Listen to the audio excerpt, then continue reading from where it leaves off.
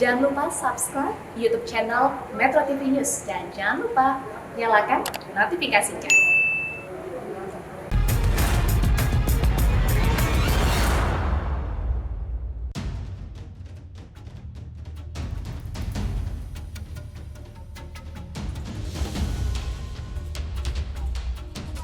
Jumlah dana sumbangan masyarakat yang dikelola oleh ACT memang tidak main-main.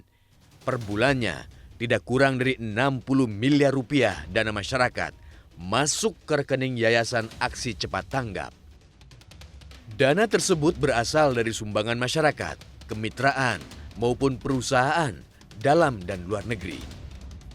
Salah satu dana jumbo yang dikelola adalah dana CSR dari perusahaan Boeing asal Amerika Serikat. Bermula dari kecelakaan pesawat Lion Air JT610 di lepas pantai Karawang, Jawa Barat tahun 2018 silam, ACT akhirnya mengelola dana dari perusahaan Boeing sebesar 138 miliar rupiah. Dana ini sebenarnya adalah kompensasi non-tunai dari pihak Boeing yang diberikan kepada ahli waris korban kecelakaan senilai 2 miliar 60 juta rupiah per orang. Namun kompensasi non-tunai tersebut harus dikelola oleh yayasan atau lembaga. Kepolisian menyebut sedikitnya 34 miliar rupiah dari dana CSR tersebut diselewengkan ke program lain dan sebagian lainnya bahkan digunakan untuk menyuntik dana perusahaan yang terafiliasi dengan para petinggi ACT. Total dana yang diterima oleh ACT dari Boeing kurang lebih sekitar 138 miliar, kemudian digunakan untuk program yang telah dibuat oleh ACT kurang lebih 103 miliar, dan sisanya 34 miliar digunakan tidak sesuai dengan peruntukannya. Kemudian selain itu juga digunakan untuk gaji para pengurus. Ini sekarang sedang dilakukan rekapitulasi dan menjadi tindak lanjut kami yang tadi disampaikan, yaitu akan dilakukan audit pada ACT.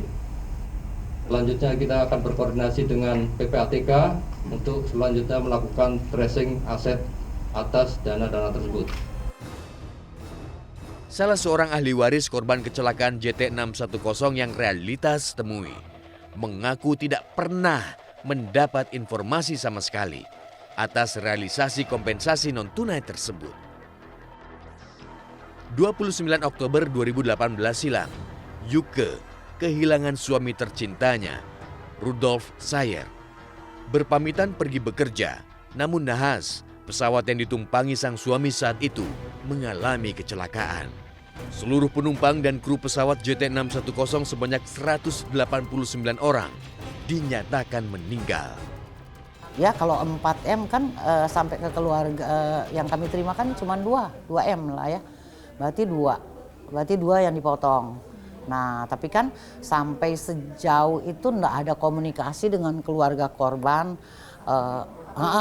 Yayasannya apa, kelanjutannya lah ya setelah habis tabur bunga waktu itu, yayasannya apa yang mau dipakai, terus siapa yang bertanggung jawab, ya kan? Nah kita enggak diberikan kesempatan kayak gini, memilih misalnya siapa-siapa misalnya keluarga korban yang mau sumbang sendiri atau yang mau menyumbangkan lewat yayasan ini, kan kita enggak diberi kesempatan itu kan, yang terjadi pada waktu itu ya kita jadi pendengar, kita cuma mendengar, oh iya nanti kita dapat bantuan tapi kita cuma terima 2, yang sisanya disalurkan. Demi melancarkan aksinya mengolah dana umat untuk bisnis dan kepentingan kelompoknya sendiri, diduga lingkar dalam ACT telah mendirikan 10 perusahaan cangkang. Perusahaan-perusahaan ini juga terdeteksi oleh Pusat Pelaporan dan Analisa Transaksi Keuangan (PPATK). Dana masuk dan dana keluar dari entitas tersebut pada periode yang dikaji oleh PPATK itu nilainya memang luar biasa besar ya. Jadi sekitar 1 triliunan ya. Jadi dana masuk, dana keluar itu per tahun itu perputarannya sekitar 1 triliun. Jadi bisa dibayangkan itu memang banyak.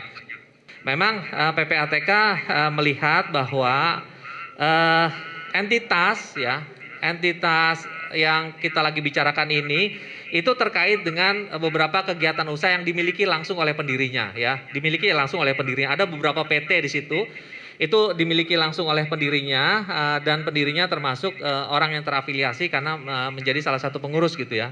Ini merupakan transaksi yang dikelola dari bisnis to bisnis. Jadi tidak murni penerima menghimpun dana kemudian disalurkan, tapi kemudian dikelola dulu di dalam bisnis tertentu dan di situ tentunya ada revenue, ada keuntungan.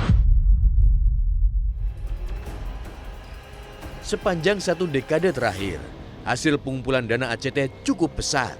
Nilai perolehan per tahun terus meningkat. Dan sejak 6 tahun terakhir, dana sumbangannya selalu menyentuh angka ratusan miliar rupiah. Lantaran namanya dikenal luas, banyak juga masyarakat di Indonesia yang percaya menitipkan atau turut menyumbang melalui yayasan yang didirikan tahun 2005 ini. Namun lancung, niat baik masyarakat menyumbang demi meringankan beban sesamanya, nyatanya justru diselewengkan.